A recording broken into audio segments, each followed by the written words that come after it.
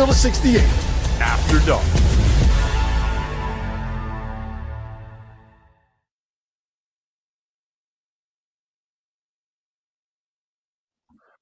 Welcome in, Field of 68 After Dark here on a Thursday, December 11th edition of the show. One big game tonight to talk about, the Iowa Corn Cyhawk series. I want to make sure that I got the corporate everything in there because Goodman was on my ass about it. Thanks for being here tonight on Field of 68 After Dark. I'm joined by Jeff Goodman and John Henson.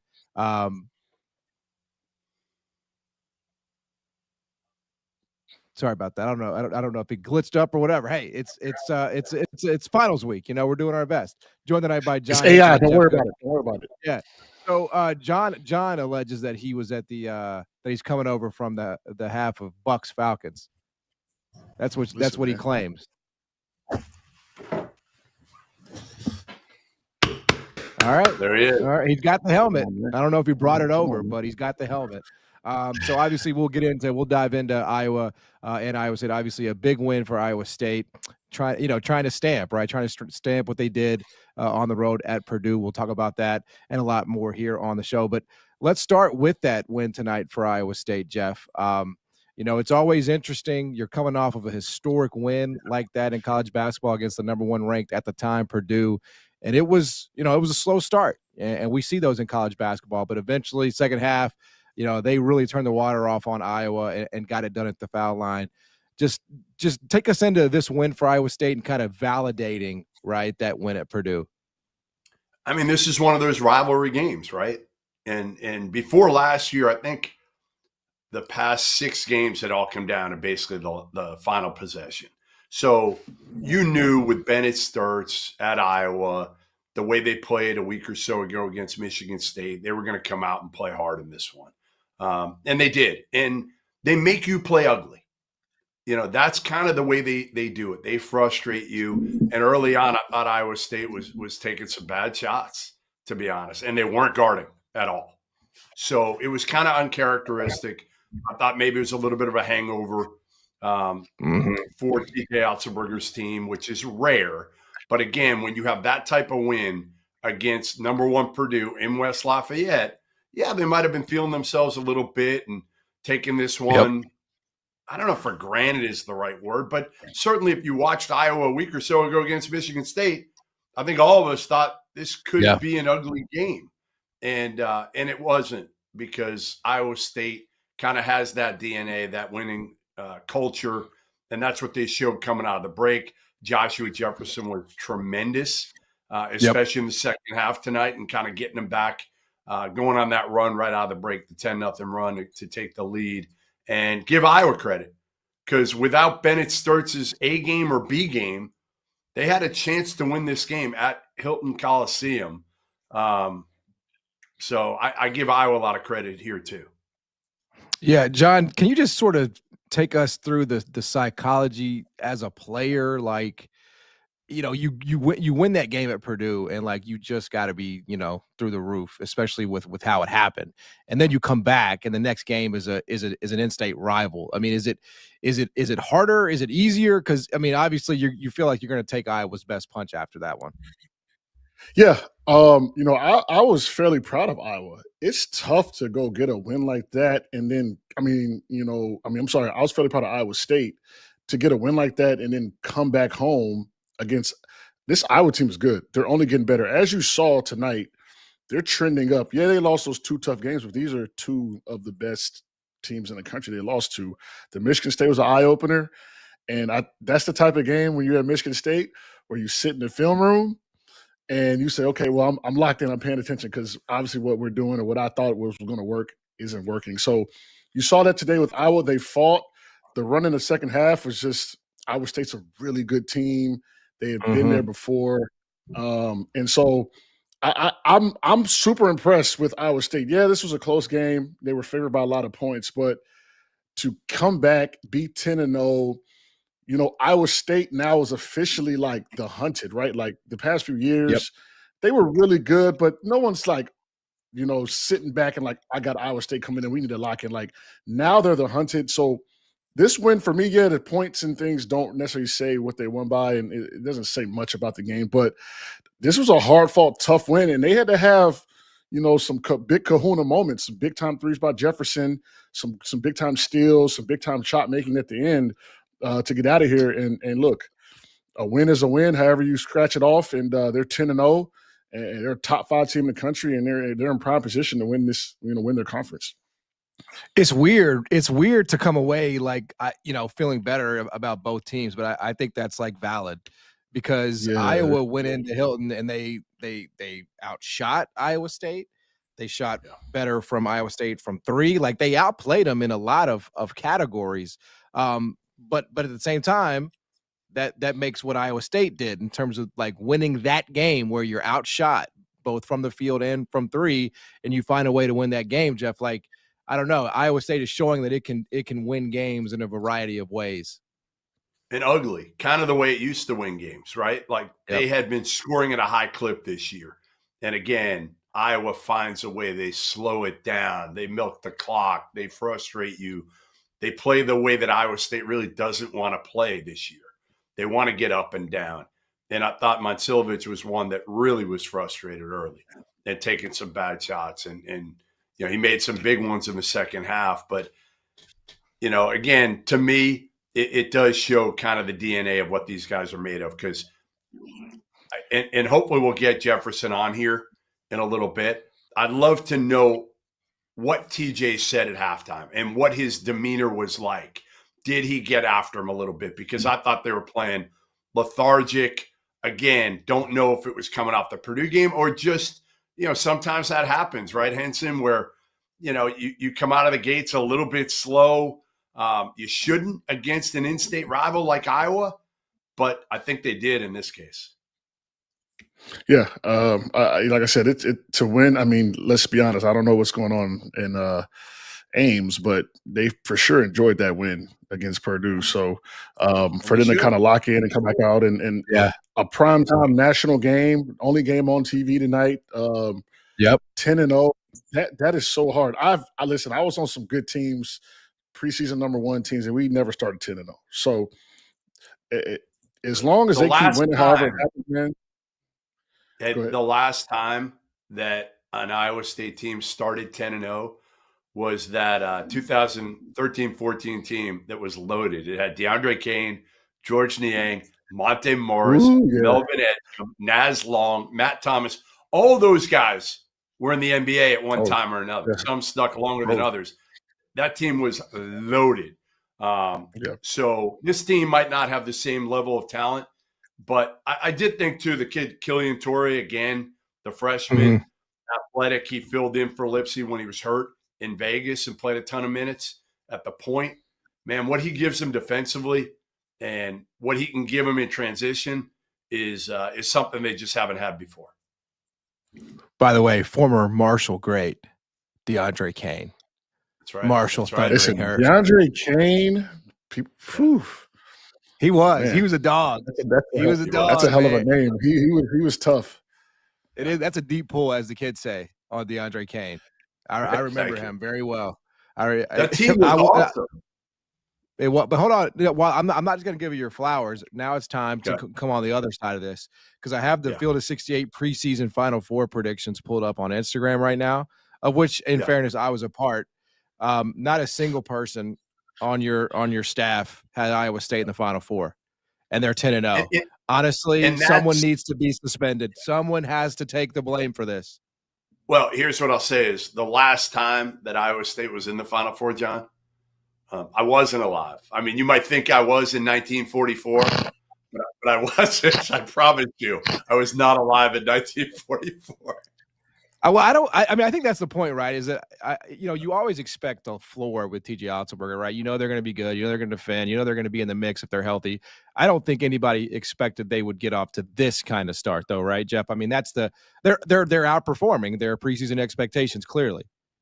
And usually TJ plays a complete cupcake schedule, and I get on him for it, and he laughs kind of, but he's probably pissed off that I call it a cupcake schedule every year. But they do. They've kind of done what a lot of teams have followed suit with, right? Which is playing a lot of teams in the 300s, high 200s net, and just beating the living shit out of them, right? Running it up. And while the scoring margin is capped, the efficiency numbers are not. At least that's what we think, because we don't know, because the net's never been released, the formula, but it sure looks that way. So this year, TJ made it a point to schedule up a little bit. Still not at the level of some of the others, but they went to Vegas. They've got this game. They played Purdue. They played a much better schedule than he ever has. So I give him credit for that, and they've won all 10 games. And they did it, remember, in Vegas, the last 2 minutes against St. John's, Lipsy got hurt, didn't play. They won that game, and then they won the next two without Lipsy. So, no, what they've done, again, remarkable. There's a reason why I have TJ Otzelberger as the favorite right now for National Coach of the Year. John, Trevor loves to clip your, your monologues up. So let's give the algo, some catnip here. When you watch this Iowa State team, Final Four, title contender, I mean, what more do you need to see from Iowa State? And I'm being serious when I ask that, because I mean, obviously, I'm almost in a way more impressed that they were able to win this game despite being big favorites, because it's like like Goodman said, it's just a natural hangover, a natural letdown spot, and it looked like for a half that it would go that way, but when they decide to basically lock you down, bro, it's going to be tough to get out of that. So are they a title contender, and how much are they in that conversation? I mean, I've had an Iowa State kind of infatuation for years, and they've let me down. So I'm trying not to jump on the horse again this year and be let down. But I mean, Iowa shot 51% from the field, 47 from three, only 5 free throws. That's probably the difference in the game. They didn't attack maybe as like they should have. But yeah, I when I watch this team, they're just really good. They've got some big time shot makers, Momcilovic and Jefferson and those guys, and Lipsy getting to the rim, and they have all the pieces, man, to go out and win this thing. You just wonder, every year Iowa State kind of falls off. I don't know if it's just the practices. I don't know if it's injuries. Who knows, right? Injuries have hurt. It's been injuries, yeah. And injuries is part of sustain. Like when I was at Carolina, coach used to say, look, we ain't playing for December, we're playing for April. So however you want to call it, however you want to play it, I think that message needs to be maybe told to Iowa State, hey, look, recovery. Maybe I don't know how coach practices, but at UNC we practice hard. Harder than you did. Hey, they practice much harder than the North Carolina Tar Heels did. I don't know about that. I don't know about that. I tell you what, we made up practice hard, but we ran. So that's how we kept our edge. We ran. So, if this team can stay healthy and not fall off the cliff per se with, injuries, and I think injuries has to do with hard practices. Listen, I don't care what you say. You can't be in there throwing elbows, going 5-on-5, banging around all season. You have to at some point let go and let God. So if Iowa State can sustain, if Iowa State can sustain what they're doing and stay healthy, they will be there at the end. They defend at a high level, and they can win games in different ways. We saw tonight. Iowa played their ass off, and they're going home with an L. And Iowa State, wasn't the best, and they still beat a Iowa team that I think is a lot better than people are talking about, and they were on an upward trajectory. They're still figuring themselves out. Sturts is playing 57 minutes a game. They got to figure it out. But other than that, I like this team. Wow. Yeah. Right? Like, he's 40 minutes a game is wild. He's so good. I know that. Yeah, he's so good. I wish he had a little more around him. And really, you could tell what Iowa State did here was obviously trying to make those other guys beat him. And, take the ball out of Sturts' hands, trap him. And it worked at times. It did work at times, but, Sturts is so smart. He doesn't really get rattled very often. It allowed those other guys, really Banks and Manyawu to kind of get theirs tonight up front, where those guys hadn't been great. Had been kind of inconsistent this year. So, again, I think just too much is on Sturts. I wish they had one more dude. They don't really have a consistent, even number 2 guy. Never mind a number 3. They don't have like a Robin, because I think Sturts is as good as any point guard in the country, and that includes Braden Smith. Yeah, yep. Absolutely. Hoping to be joined, like Goodman said, by Joshua Jefferson a little bit later in the show and just kind of get his perspective on that win tonight. Hey, we're going to take a break. We've got some surprises this year in college basketball. We've got some big disappointments this year in college basketball. Any guesses to the disappointment, fellas? I mean, who could it possibly be? Who could it possibly be? We're going to rack our brains during the break. We're going to try to find some disappointments. We're going to look far and wide. Goodman's going to look far and wide, and we'll come back and we'll break those down. Stick around. Field 68 after dark. Might be the Memphis Grizzlies. The Grizzlies. As you know by now, we have teamed up with BetMGM again this season. We'll be using BetMGM lines to make all of our picks, and we will have special offers for Field of 68 fans, including same-game parlays, best-in-class live betting, and daily odds boost. If you haven't signed up for BetMGM yet, use bonus code FIELD to get up to a $1,500 first bet offer on your first wager with BetMGM. Here's how it works. You download the BetMGM app, you sign up using bonus code FIELD, you deposit at least $10 and place your first wager on any game, and you receive up to $1,500 in bonus bets if your bet loses. Just make sure you use that bonus code FIELD when you sign up. Make this college basketball season one for the history books. Make it legendary. And don't forget, if you haven't signed up for BetMGM yet, use bonus code FIELD and get your $1,500 first bet offer today.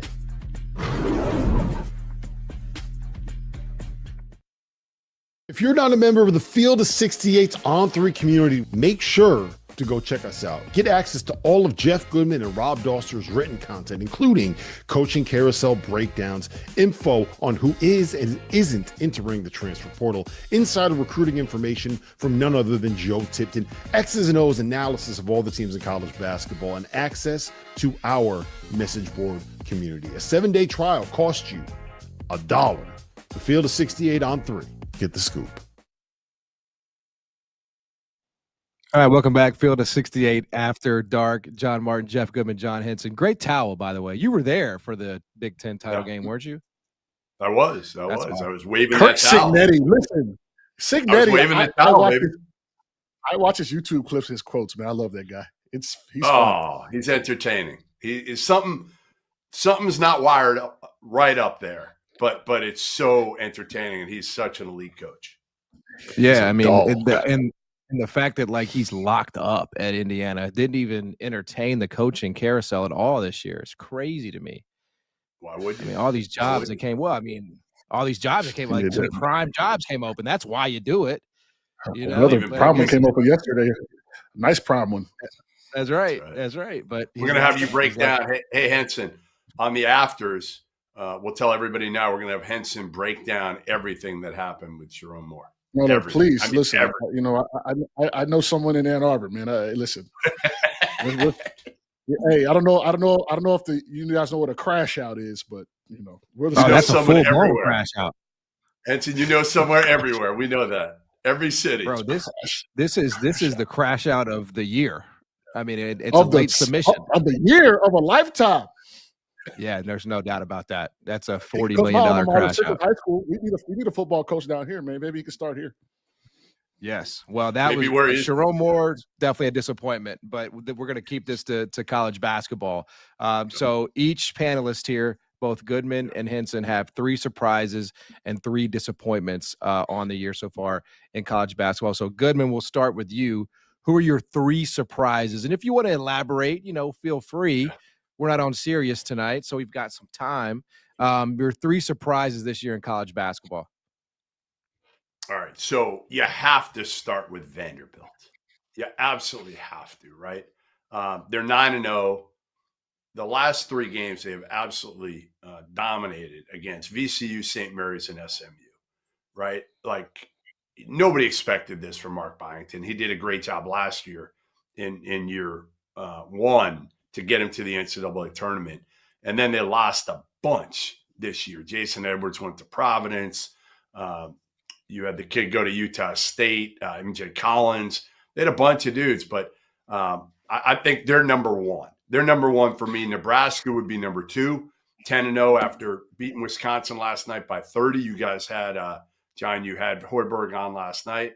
That was a big win. And then Cal. I'm going to go with 3 teams. You know, I could have went with some other bigger name teams, but I'm going with Cal. 9-1. They beat UCLA at the Chase Center. So Vandy, Nebraska, Cal are a combined 28-1 right. Yeah, and we'll continue this conversation here momentarily. But the man of the hour, Joshua Jefferson, big win tonight against Iowa. 24 points, seals it at the foul line. He joins us now. Josh, congrats on the win, man. What's going on? Thank you. I'm just happy to get this win. You know, it was a hard-fought win. The team came together towards the end, so just proud of the guys tonight. All right, so I want to know, Joshua, did you have a little hangover after that Purdue game, or what? What was it? The slow start. I mean, I know they're a hard team and a hard offense to play against.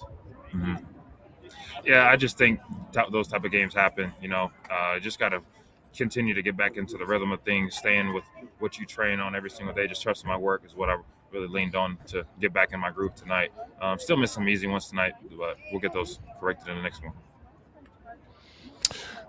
Josh, you know, obviously this is a big year for you guys. You guys are playing well. How have you seen your role evolve this year on this team, and now being a top 5 team, kind of in prime position to win your conference? Yeah, I think just not worrying about what's on the outside noise, just coming to work every single day. You know, we have this motto right now, 0-0. So tomorrow we're going to watch the film and then flush it. So just keeping that mindset throughout the season is just going to keep on helping us play better throughout the whole year. Josh, they being Iowa, they outshot you from the field. They outshot you from 3, yet you are the ones that are emerging with the win. What does it say about you and your team that can be true, that you can be outshot from the field, yet you're able to find a way to win? What does that say about you guys' team and your DNA? We're a hard-nosed group. We find ways to win the gritty games. I think that's been the way TJ's coached since he's been at Iowa State. So we're just going to go out there and do what he preaches every single day. So just the way he leads us is reason why we can come away with these type of wins tonight. Hey, did he go after you at halftime at all? Because the way you came out in the second half, my man, I don't know what he said to you or if he needed to say anything. What was the halftime like? Just normal things with what they tell us. Getting to the ball, turn them over, get deflections, continue to play hard. Got my guy right here. So continue to do those things. So yeah. I'm gonna go off the script here. Like, so you know, I played big time win in Purdue. You come back home. Did you guys what do you guys do as a team? Do you guys go out to dinner? You guys celebrate? You guys play cards? What are you doing after a big time win? Because you got to relish that moment. It was a big time win. I think a couple of the guys went out. They stayed mature with it, so they didn't go too crazy. They just had some of them had a good time, but we just do a good job staying together. We go to meals all the time. We eat dinner, breakfast together all the time. So I think keeping that close-knit group together is what helps us come away with those wins like that on the road. For sure. Hey, Josh, I got a good comp. I was sitting with an NBA general manager in Vegas, and I got a good comp for you in the NBA. Tell me if you like it or you hate it. Okay. It is Kyle Anderson, slow-mo, because you are not the most athletic dude, but you do everything out there. And he's an elite passer. We know that. He can score. He does everything well. Do you like it? Do you see it? Do you hate it?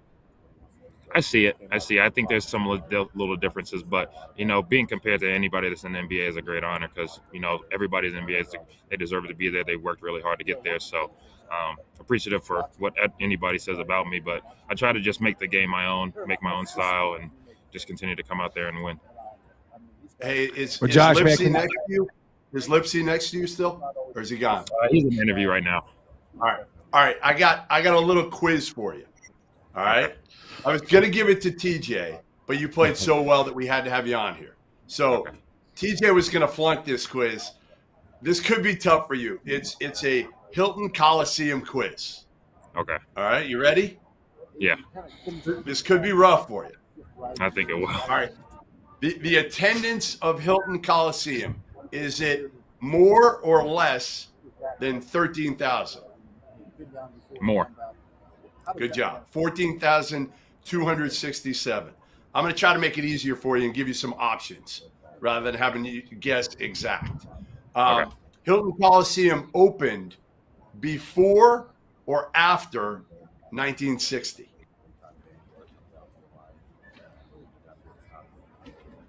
After. Good job. 1971. Super 1971. Let's go. The Hilton Coliseum was named after a famous singer named James Hilton. How does that happen? True or false? True. It was named after James Hilton, the president of Iowa State from 1953. Question, bro. You're You set doing him up. so well. So You set him well. up, man. Leading a I know I've All seen right. that name before. All right. Who named Hilton Magic? Was it a guy named John Henson? No. No, it wasn't. It was Des Moines Register writer Buck Turnbull. All right, so you got 3 out of 4. Good job. That's probably more than Otzelberger would have gotten. So I'm going to give you a passing grade. There we and, go. We're going to let you out of here with an A. We're going to give you an A because Awesome, man. that's what we do here. After your second half performance, you deserve an A, my man. You've had an unbelievable year. To watch you grow from what you were doing at St. Mary's to getting an expanded role here at Iowa State, and the way you play, the versatility, the fact that you do everything, and the culture over there is really fun to watch. Thank you. Congrats, It's an honor. man. Thank Take you. it easy, man. Appreciate it. Yes, sir. That's Josh Jefferson. Big Somebody one get tonight for Jeff- him. Somebody get Jeff a room. Jesus Christ. He's fun to watch, man. God, He is. bro. Oh my God. I get it. I'm with you. Look, I enjoyed it too. Oh my God, bro! You did not People just say kill that, me. bro. Hey, wait. I get killed when I crush it. Kill people, and now I say good things, and I still get No, killed. you just laid it on too thick, man. I mean, you were talking to him like they won the title tonight. Yeah, like know? crispy, clean cream glaze over there. Jesus Christ. I mean, they're By only the 10 and way- 0, bro. By the way, can we just? Can you need to never ask an NBA comp question ever again? You told Why? that man his NBA comp was Kyle fucking Anderson. I mean, that is Dude. like literally insulting. I mean, nobody wants It to be actually Kyle isn't. Anderson. How many bro. years? Henson, Kyle how many Anderson years just has made Kyle over Anderson played in 70 the million. NBA? He's fine. I know, He played 7 but years. nobody wants to be told that's what their game is like.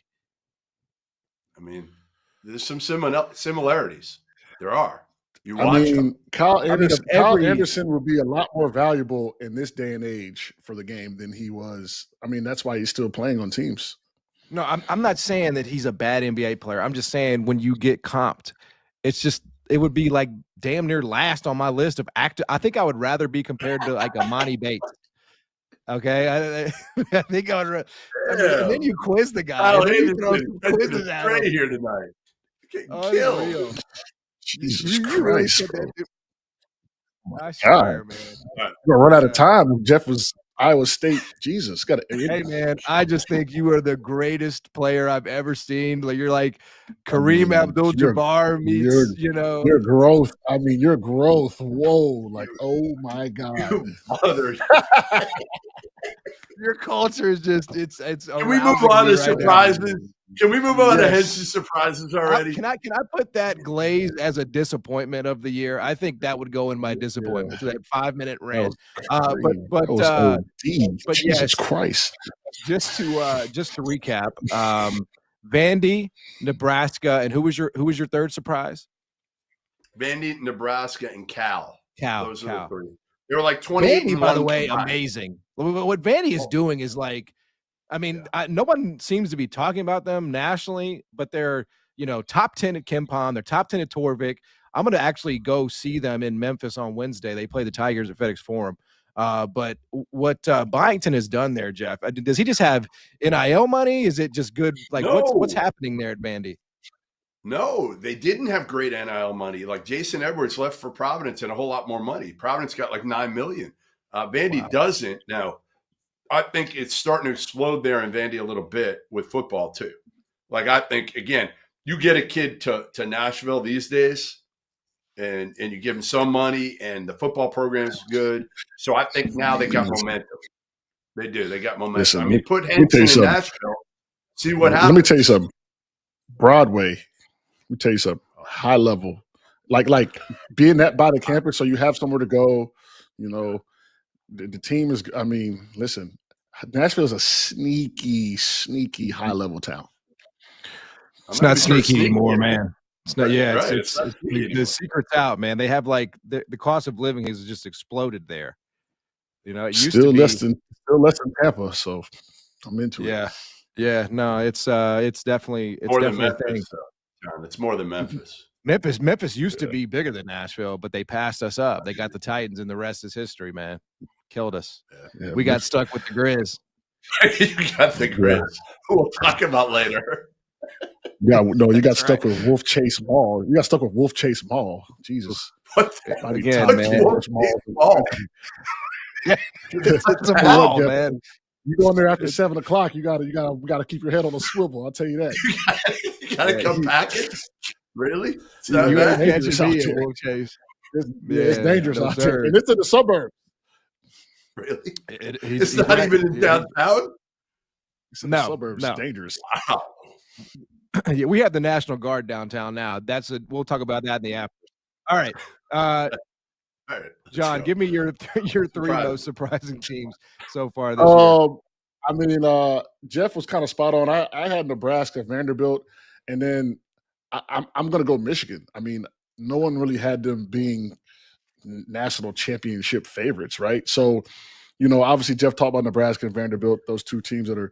I mean, the whooping they put on Wisconsin yesterday was kind of eye-opening, kind of jarring, like, whoa. And then Michigan, right? Best defense in the land. What they did to Villanova, they were like playing out there. They were having fun. I mean, Michigan looks very scary. And yes, we had them rated high, but for them to be the favorites probably to win at the moment, that's definitely one of the more surprising things to me. I did not think they would be that good this fast. Well, give yourself a little credit, Henson. I mean, you, me, and Jarrell were the only people on the panel that had Michigan in the Final Four before the season started. Listen, I didn't want to say nothing, but nobody thought. I actually had Michigan as the champs. No, you didn't. Okay. So go look. Yeah, go look. Wow. Some people on this network know ball, and others like Jeff Goodman. Yeah, some know ball. That's all. I didn't want to say nothing, but I mean, we'll just have to leave him to Josh Jefferson, I guess. All right, we're going to be on to disappointments now. Give me your three. Who did you have? Who are your surprises? I mean, I think you nailed it with Vandy. Vandy starting the way they have. I think yes, Nebraska being 10-0, and I do realize that a lot of that is at home, and they have to ultimately go out and prove on some level that they're the real team. And I'd also say too, in terms of would they be a contender this way, Arizona. I mean, that's a good one. You expect Arizona to be good under Tommy, but again, they are number one in America right now, at least in the AP poll. So I think Arizona that definitely has to go down as a surprise for sure. All right, let's move to the disappointments here. Jeff, who you got? Well, we all have the same number one, which is Kentucky. And if anybody has anybody other than Kentucky at number one, St. John's is close. No, not close. Not close. I mean, 22 million, the way they've lost these games. I mean, I just saw them last Friday night to Gonzaga, and it was just an embarrassment. The Michigan State one in New York, Carolina at home. I mean, it's been bad. Yeah. And the way Pope has reacted, to some of it, you feel bad. He's almost too nice a guy in a way because I think these guys need to be MF'd. And I'm happy that he pulled Brandon Garrison last night, 2 nights ago, whatever it was, and didn't play him again for the rest of the game. So Kentucky's number one for me by far. And then I would say Oregon. Oregon's lost 5 straight. They got swept in Vegas. Remember, last year they were the team that won the $1 million in Vegas. This year they lose to Auburn, no shame. San Diego State, little bit of shame. and Creighton, and then they lose to USC at home and on the road to UCLA. And it's not like UCLA's been lights out. So I would say they're 2 for me. And Loyola Chicago is number 3. I mean, they're 3-7. They're 344 in the net right now, and 291 in Ken Pop. They lost 7 straight at one point. They've won the last 2, but nobody. I mean, most people thought they'd be top 3 or 4 in the A10. Instead, they're the worst team in the A10 right now. Yeah, I did not expect Loyola to catch one tonight, but they just did. The Ramblers just did. Maybe it's the kick in the ass they need. Yeah, he's going through it, man. I have my own opinions as to why Goodman went there, but we'll save those for another day. No, I just think you have an agenda. I think you absolutely have an agenda with the Loyola Chicago Ramblers whatsoever. Okay, Henson, okay. I'm being told we have to keep it moving. Henson, who are your 3 most disappointing teams? Obviously Kentucky. You know, I've got St. John's on mine. You know, they've had, you know, they've failed to kind of assert themselves against strong competition, you know, and lost to the players. They're inconsistent play versus ranked teams. 4-3 start, you know, against high profile opponents. I mean, yeah, their schedule's tough, but they needed to get some of those games. And the metrics say that they're still good and, you know, they're going to be a good team. But I personally had really high expectations for Coach Pitino, who I think is one of the best coaches to ever, you know, be around this game. So that's more so the expectations they're not living up to, even though they're a good team. And then I'm going, you know, I went with Oregon as well. I had a lot of high expectations for them as well with Biddle and Shellstad, and they just have not lived up to it. You know, I thought the kid from China was kind of a fun ad too. He doesn't look great. So they've been battling injuries. Both of their star players were hurt early on, so maybe that has something to do with just the continuity and how they're playing. Maybe they're banged up right now. So those are my 3 teams. But yeah, I'm disappointed in St. John's for sure. I really thought they were going to be really good this year. Yeah, I'm in agreement. Kentucky obviously is in that 3. St. John's, but I'm gonna say Tennessee. I mean, you know, we were talking about Tennessee after they beat Houston, like this is the year they're going to break through. They've got, you know, Jacoby Gillespie. He's going to be, you know, one of the best guards in the country that nobody's talking about. Nate Ament, obviously, who I think will get better as the season goes on. But I look at that Tennessee team. I was like, this roster, like Rick Barnes clearly did not do enough in the portal recruiting, because offensively it's just like, where is it coming from if it doesn't come from Gillespie? I get it, but you paid money for Gillespie, you paid a lot of money for Ament, and then you got the 4 bigs, right? You got 4 bigs, and you probably would trade one of those bigs for a wing score. That's what they're missing. Right. They're missing a 6'5" wing score. Yeah, and it's not like they're lacking NIL there. I mean, they have quite the tradition, but they beat Houston. It's like they unplugged. I don't know what the hell happened. And I have my own thoughts about Houston. I wouldn't say they're disappointing. I would say they're probably not going to be the team that people believe they would be before the season started, but that's not necessarily a disappointment quite yet. So I would say, yeah, Kentucky, St. John's, and Tennessee, who just I think maybe if they got a second weekend appearance out of this group, Tennessee, I think it would be like a miraculous job by Rick Barnes. I mean, it really would. They have first round exit written all over them from where I'm sitting. So okay, that's our. Does Marquette at all make that list, or were we so just kind of blah about them coming into the year that they're 5-5? You know, lost by 20 to Wisconsin. They lost to Oklahoma and Chicago. Indiana beat them bad on a neutral court. Lost to Maryland, who's really bad this year, and Dayton. That's bad. Like, they got to be in the mix. Yeah, I think Marquette's in the mix. I think about I was in Milwaukee for almost 8 years. I don't, NIL might have hurt them because $1 million. They have it if they want it. No, they have it if they wanted it. Marquette is. That's what I'm saying. That's what I'm saying. I think it hurts them in the sense of, now kids are looking at money. Like, we're pros. Like, if I was if I was being recruited right now, and Marquette's going to give me $1 million, and Lucas is going to give me $1 million, Marquette's going to have to go up.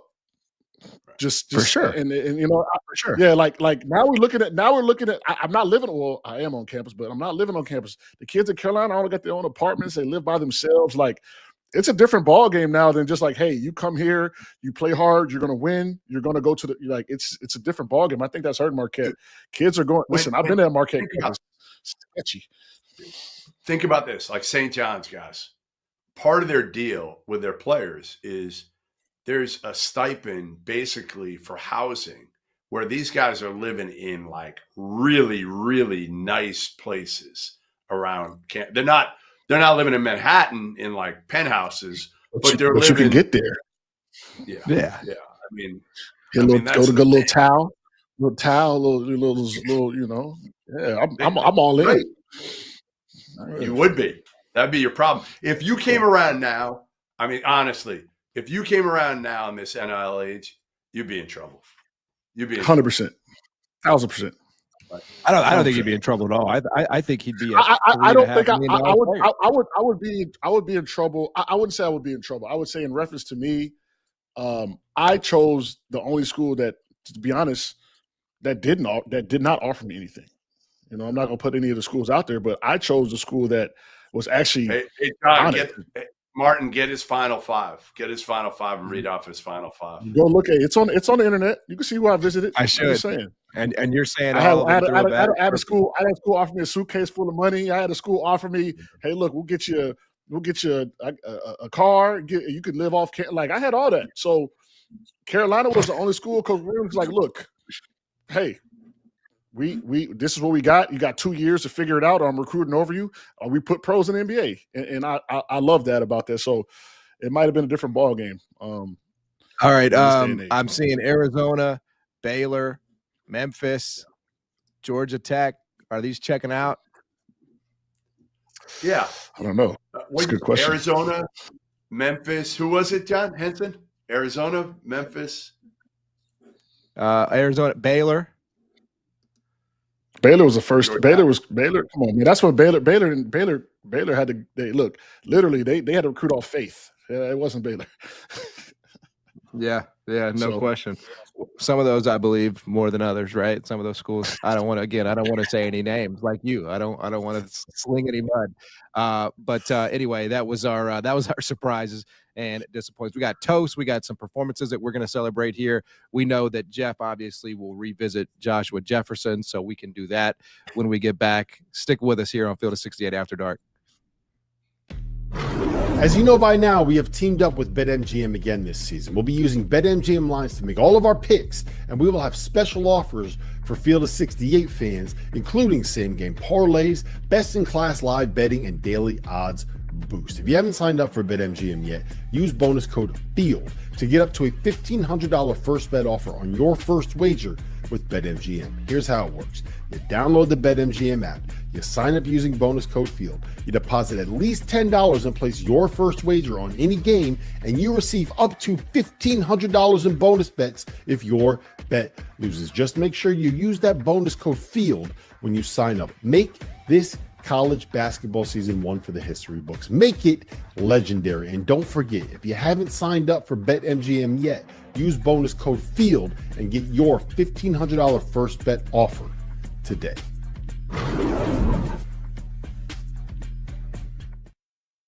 Are you trying to follow everything happening in college basketball? It can be overwhelming. That's where the Field of 68 Daily comes into play. The Daily is your go-to source for recruiting news, game analysis, portal updates, and much, much more. For just $50 a year, you get access to the same information that your favorite coaching staff is subscribed to. Quality content can be hard to find in the college basketball space. The Daily is here to help. Make sure you subscribe today. Welcome back, Field of 68 After Dark here on a Thursday, December 11th edition of the show. Thanks for hanging out with us. John Martin, Jeff Goodman, John Henson here tonight with you. Luckily, we, as you guys probably could have inferred from our earlier interview, we are privileged to be joined by one of the great NBA talent evaluators of our generation, and Jeff Goodman, who compared. Did you say a slower Kyle Anderson? Was it? Did you add that qualifier? Slow-mo is his nickname. Okay, that's his nickname. Right, is Slow-mo. Right. Okay, I just want to make sure you didn't add slower Kyle Anderson because no, I didn't say slower Mo. Okay. Kyle Anderson. I did not say that. All right, perfect. Well, obviously, it's been a hellacious year for freshmen, the freshman studs in college basketball. And we're going to do a little stock watch report here. Cam Boozer is a polarizing one because I was even talking to somebody over the weekend who said that he believed that Cam Boozer would struggle a little bit in the NBA because he's kind of stuck in the middle. Is he a 4? Is he a 5? Can he guard the 5? Can he guard the 4? I mean, it's the question, right, John? So obviously, let's start with you. You that would have been your job. He would have had to guard you in the NBA. Yeah, he would have had to find time guarding me. I didn't have shit ran for me, but I would have locked that shit up. But I think I struggle with him because he's so productive at the college level, and that tends to translate. It is what it is. But what's his ceiling, right? Like. But then again, when I came in with Dame, I always think about Dame Lillard. I always thought, like, you know what? Dame can't get much better. What's his ceiling? But he's a Hall of Famer. He's made $400 million in his career because he was just that good. So I think Boozer is going to be effective in the NBA, but I think he's you get what you see. He's going to be able to shoot the 3. He's going to be able to play bully ball. He's going to get stronger. He's going to be able to throw it down there in the post, pick and roll. He's a good player. I think he is a high-level starter for an NBA team. Like he's a high-level starter. If he has a couple all-stars, I think you win with that.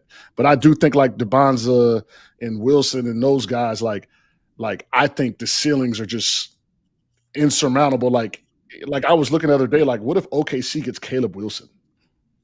Like, can you imagine what they would do with Caleb Wilson? They could get him. Like so when I look at like DeBonza and how he looked and the wiggle and the fade and just the fluidness and I look at Caleb doesn't really even know how good he is, as far as his game. So I love Boozer, top 4 pick, one of the best players in college football. The numbers show it, but it's a scary evaluation. It's a scary pick if you got the number 2 pick because number 2 picks tend to like be guys. And will he be a guy? I don't know. But I think he will be effective. He will start in the NBA. He will play well. But, what does that mean, for your team if you're not getting a guy that's going to change the culture? So I love his game, though. Jeff, we've gone back and forth, obviously, in one of our group chats about Cam and where you think his floor could be. What do you think his floor could be? Let me start with the fact that I picked Duke to win it all because of Cam Boozer. That's how much I love him. He's good. All he does is win. Having said that's a caveat for the ages right there. Yeah, but again, when you talk to NBA GMs and assistant GMs, which I did, I talked to like 7 of them for this mock draft, and more than half of them were concerned about. All of them said they would not take him number 1. Most of them said they would not take him number 2. Darren Peterson and AJ DeBonce are going to go 1 and 2, most likely. There might be a couple teams that would take Boozer 2, but the majority of the teams in the NBA are going to take those guys at 1 and 2. Then it gets interesting because the guys I talked to favored Mikal Brown at number 3. 6'4", 6'5" point guard who you could see the athleticism, you could see the shot, although he hasn't shot it great so far, you could see the ability to pass. I had Boozer at number 5 in the mock draft. Not my opinion. Again, the guys that I talked to that have been doing this a long time in the NBA at a high level. They weren't guys bringing other GMs coffee. They were assistant GMs and general managers that I was talking to. So I think, again, could he go 3? Absolutely. Could he go 5? Possibly. I think right now that's the range, 3 to 5, because, again, as Henson said, his floor is higher than probably everybody on this, other than Darren Peterson, in my opinion. Darren Peterson's floor is super high too. We'll see it over the next few months. Just haven't seen him play. But his ceiling isn't nearly as high as any of Peterson, DeBonza, Mikal Brown, Nate Ament might be higher ceiling. Now, again, Yeah. I would take Boozer over Ament if I were drafting. Yeah. A lot of NBA GMs are looking at Nate Ament as a, hey, 3-4 years down the road, I could get a guy who's, I don't want to say Kevin Durant, but like he's long, he's athletic. Right now he's struggling. We see it with Nate Ament. And then, as Henson said, Caleb Wilson, if he can get a shot, if he can develop a shot, he's terrifying down the road.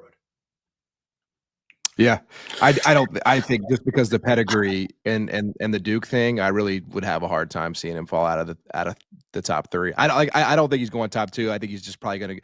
I think a team is just going to take him 3. Like I just think it's going to be a hard sell to the fan base. I bet he goes top 4. I think he goes 4. But again, we don't know the team. Well, we don't know the team. But I mean, but obviously, it doesn't really matter in the end, does it? I mean, if they're picking in the top 3, they stink. So they need everything. Unless it's just one of those fluky. Oh, the pick is owed to a contender or something like that. Yeah, I mean it's going to be an interesting draft. This is going to be one of those drafts where I think all top 5 teams are going to have a different big board for the top 5, right? It's going to be like who you love, evaluate who you talk to. It's going to be one of those drafts, and like I said, I think Boozer's is a guy that's plug and play day one. It's going to be solid. What position does he play? But also, that's a good thing. If he can go 4 or 5, I think that adds value. If he can steal some minutes at the 5, stretch out a team, I think he has the strength and size.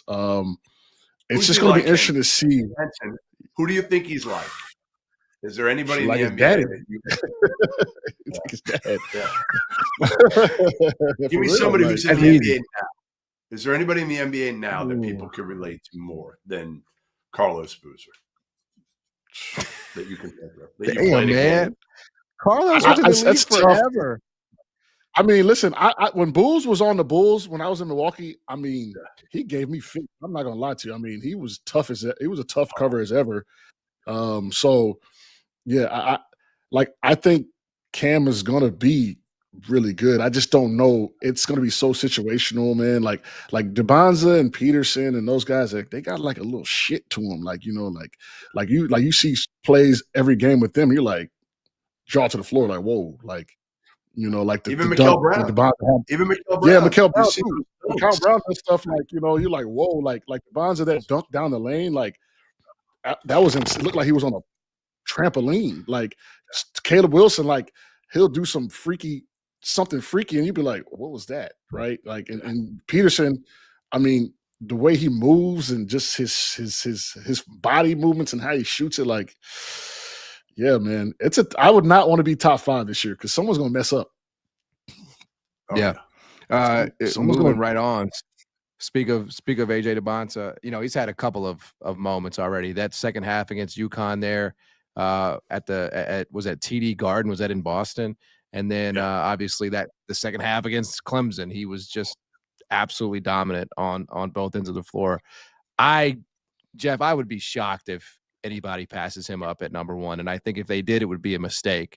I know we'll continue to have. Yes. Oh, I think Peterson goes 1. I think Peterson will go 1.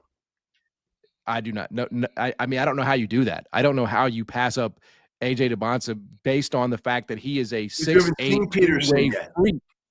You haven't seen Peterson yet. You haven't even seen him. Nobody's seen him yet. He's a scorer. He can score the ball. No, he can pass it. He can do whatever you want. He's 6'5", 6'6", long, can do whatever the hell you need him to do. He can guard. He can make people better. He can shoot it. He can score it. He's athletic. He sees the game. He's got great feel. I'm telling you, like Darren Peterson is my number 1 pick. And I've seen both those kids a ton. I would take Peterson ahead of AJ. Hey, what? Bet me right now. Let's make a bet right now that AJ goes 1. Again, I'm not betting because you don't know the team. All it takes is one team. Like it's a dumb. Do you think it matters who the team is? Whether Darren Peterson versus yes. If Darren Peterson is the prospect that you are describing him as, it doesn't matter who they have on the roster. AJ's great too. AJ goes first because of the defensive upside. That's my opinion. Darren Peterson's great defensively too. He's 6'6" and rangy. Like it's not like he's a 6'3" point guard. He is 6'6". So like AJES is like 6'9.5" now. I listen, some of the moves are pro moves. I'm just telling you, Darren Peterson has pro moves too. You just haven't seen it because he's been out. He's been out a while. I think Peterson comes in early and has I think day one he comes in, he can kind of carry the load. I think DeBounds is going to take some time to figure the game out and figure out what he's good at do. But I think that's the only difference. Peterson, plug him in day one, he probably can average 15 plus and carry that load for you. He's going to be like a Cade. He's going to be like a Cade type player. That's what he's going to be. He's not as big and strong, but he's going to be that type of player. Who, AJ or Darren? No, Darren's going to be like Cade Cunningham. That type of player. And AJ is going to be like who? Like a Paul George type, maybe. Like a Paul George. Yeah. He's got the fades. He's got the shiftiness. You don't think his defensive upside is better than Paul George's? No, Paul George was a great player. He was the best two-way player in the NBA for a little bit. Right. I don't know. Elite defender before he got hurt. I just feel like the ceiling is higher than Paul George. Maybe I'm just intoxicated by it, but because here's the difference with him and Paul George. I think AJ mentally, that's the difference. I think AJ can be an MFer, and I don't think Paul George was ever that. Like, I think AJ, you watch what he's done in the second half of these two games in Boston, at the Garden where he's from, and then at Madison Square Garden after two shitty first halves, and the way he's rebounded, his poise, his maturity, all that blew me away. And I've seen him play again a ton. I didn't expect that. So I love, again, it's like splitting hairs. I'm just saying, like, we haven't seen Darren Peterson yet. Nobody has seen him. Just wait. I'm telling you, he is special. All right, let's do toast of the night. Jeff, you want to kick us off? Yes. There is a guy who threw a chair last game in a loss. He lost. They were up like 10 points, blew the game, and he threw a chair in the tunnel and got a lot of crap for it. His name is Douglas Gottlieb. And Douglas rebounded tonight, and the Green Bay Phoenix rose again. They beat IU Indy tonight to improve to 5-7, I believe. I think that's their record right now, 5-7, which I think they had like 3 wins all last year. So I'm going to toast to Doug Gottlieb, a good friend of mine who has taken a lot of shit, and I'm just happy he got a win after throwing that chair because, again, that chair took a lot of heat. John? Green Bay's a tough town, by the way. All there is Chipotle and one nice restaurant. So, what's the nice restaurant? It's called. What's that? It's called. Winter, and the Packers. Don't forget about the Packers. Yeah, Packers. That's what the city revolves around. I'm going to toast to Blake Buchanan. Stats don't tell the story how he affected that game with his size. He had 4 blocks, I think. Countless kind of possessions where he grabbed boards and was in the mix. I'm giving my toast to him because, I was always the unsung hero. My stats didn't tell my effect of the game sometimes. So I'm going to show him some love. Yeah, I mean, I think for me, it's got to be Iowa State, just stamping that win. Obviously, they didn't cover the number. That does matter to some of us. Of course, this program is presented by BetMGM, but it was more important to get the win, I think, and to sort of stamp, like I sort of started the show with, that row win. It's not easy. I mean, these are college kids. It is finals week. I mean, focus can be all over the place. And although they got behind in that first half, defensively, they locked down the second half and iced it at the foul line. So I think a really good win against a good Iowa team for Iowa State. So they will absolutely get the toast of the night. All right, listen, we're going to head over to the afters. We'll touch on anything that we missed. How about Tony Madlock? Breaking down Michigan or what? Tony Madlock keeping it close against Missouri on the road. How about that one, Goodman? We'll break that down in the afters. And then, the Bucks got it done, it looks like, on Thursday Night Football. Hang with us. We're going to the after.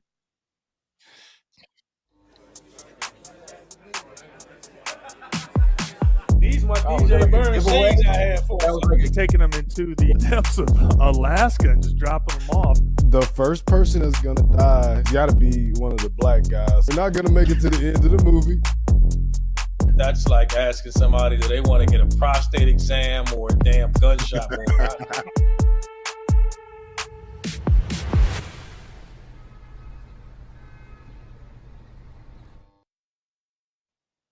I spoke too soon. I thought when I'm dead set, laser focused on doing the college basketball show. So I don't have the NFL game on. So I assume when Henson tapped the helmet that it was in hand, but it's not in hand on Thursday Night Football. I'm sitting on Falcons. I'm feeling on Falcons plus 7.5. It's a win-win for me. Oh, there you go. That's perfect. Yeah, Goodman was telling me that the Falcons are about to maybe tie it up here, down 8. So. We'll keep that one updated here on the show. Field of 68 After Dark. This is the afters. Dagan, anything? What do we got tonight? Yeah, fellas. One question we didn't get to. We'll just continue the NBA draft talk. Is a player that kind of has their stock has risen in the first couple of months of the season. Maybe we're not talking about as much. Let's avoid the big names. Who is it? I mean. I was looking up and down kind of the draft boards, even I even asked ChatGPT. ChatGPT didn't have the right answers. I'm gonna just go with. I love how Thomas Hall looks. I know he was projected, first round-ish, but I think his stock's got to be rising. I think he could be an effective NBA player. Now he doesn't have a lot on the perimeter, but that size and versatility, I think someone in the mid-teens is gonna be so enamored with him. He can shoot the ball. He's tough. He boards. He defends.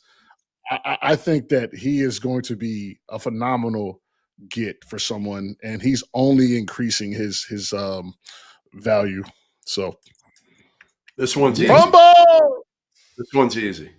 Is it fumble? Mooney fumbled. He did. Fumble. Wow. Who got it? Tampa got it. Looks like. Damn. That's a bad beat for Falcon. All right, 2 names for you. One is Atlanta got it back.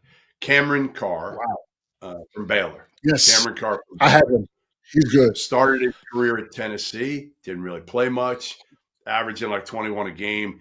And he's got that NBA body, right, and skill set. He's, long wing, 6'5", good pull-up game, good mid-range game, can shoot it from deep, can get to the basket. I think he's one. And number 2 is Kingston Flemings of Houston, the freshman. Nobody really had him in the first round coming into the year. And now I think everybody should have him somewhere in the lottery. He is a dynamic scorer with size. He's been a little up and down this year, but he's a guy that, again, can just go get his whenever he wants. Yeah. I got a question. Why are teams not – I mean, he's moving up slowly, but upon my eye test, I thought he was a lottery pick. I had to go look it up. He's not even – I mean, he's starting to move up in the draft boards, but why aren't people kind of move Fleming? Is he projected lottery yet? Yes. Okay. Yes. Okay. Yes. All right. You talk to NBA guys. I saw something earlier. I haven't looked at the mocks, but the mock I did, I think I had him at 12 or 10, somewhere in that 10 to 12 range. NBA guys love him. Love him. Hey, Goodman, I got one who's absolutely through the roof after his last game. Who? Aaron Bradshaw. Oh, that's cruel, man. Cruel. What? He didn't get off the bench. It's improved. His stock is going up. He didn't get off the bench last game, right? He scored 17 against Baylor. What? Oh, he did? Oh, the game before. Yeah. The game before was the game he didn't play. Before he got the coach's decision. It worked. Right. It worked. Don't disown Aaron Bradshaw. You loved him coming out of high school. I did. He's talented, man. He looked like a young John Henson coming out of high school. Yeah, I don't know. Maybe Jeff was in the gym.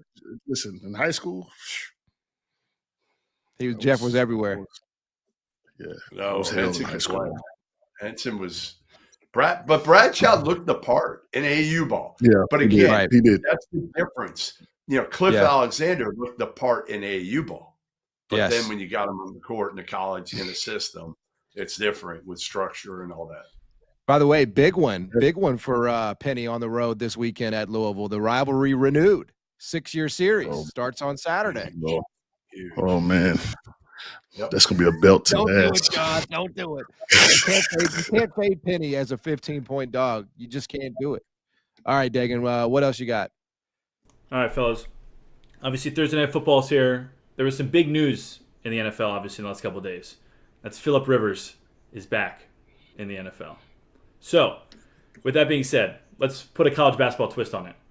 So, of the teams we named, are the disappointing teams. If you could take any player to regain some eligibility in the last couple of years, who would it be to improve those disappointing teams? So the Kentuckys, the St. John's, those sort. If you could go back? Yeah, if you go back and take anybody and give them more eligibility. Bring them out of retirement. So put any player who's out of college basketball on one of these. But it has to be from that team. From that team. So Phillip Rivers went back to the Colts. So like a player from Kentucky, you put him back on Kentucky. Something like that. Yeah, I put Tyler Ulis on Kentucky. That's what I put. I put Tyler Ulis on this Kentucky team. I think that's what they need. A motherfucker. A tough point guard who's just a killer and all about the right things. And that was Tyler Ulis.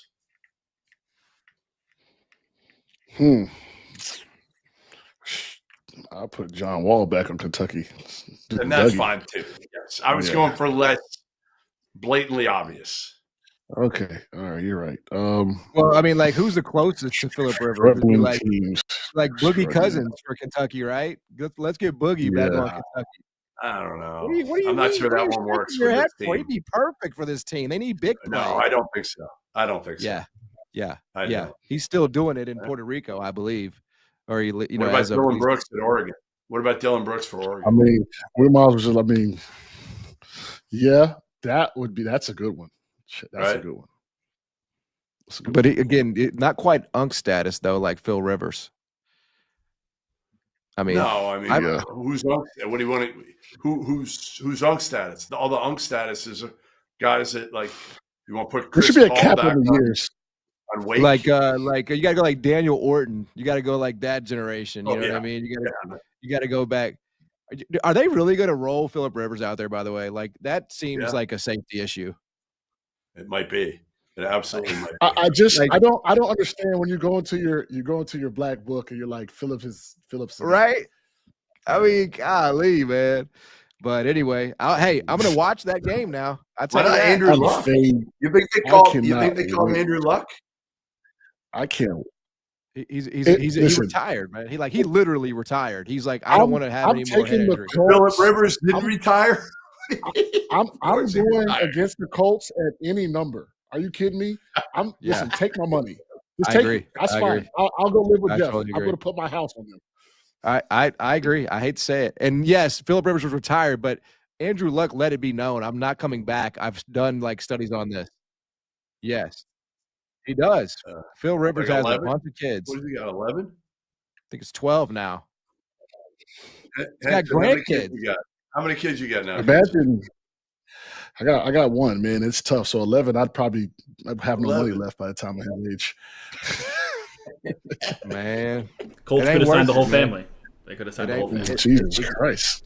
But yeah, the fact that they landed on Phil Rivers, that's going to be must-watch television, but probably for all the wrong reasons. Anyway, good luck, Phil. We'll be watching, and thanks for watching us tonight here on Field of 68. It's cover for me, baby. That's right. Goodman, you're the Phil Rivers of the network, man. You know, you just keep showing up. Very true. Yes. And you probably should have retired, but you're still here, and that's what matters. Jeff, while you're on, okay, before we leave, can we get a Field of 68 like pickup game, maybe some golf, or like we need to do some team building. I think we need to do some team building. I think that's next for the network. All right, we can do that. We can do something. Retreat or something where we all just go hang out, maybe play some golf. Yeah. You know, preferably within 20 miles of a gentleman's establishment, you know. So. I got some clubs mentioned about a month ago, and I haven't even used them yet. I've been on the road. Actually, it's been like 2 months. I got them. I'm going to try it this weekend. It's going to be about 60 in Charleston. I'm going to get out there. I live All right. across the street from a driving range, and golf. It's the worst decision I ever made. Golf balls hit my house all day. It's insane. What a flex. It's the worst. They really an do? epic, No, They hit that's your an epic house. flex, bro. I did broke my window the other day, and HOA is not paying.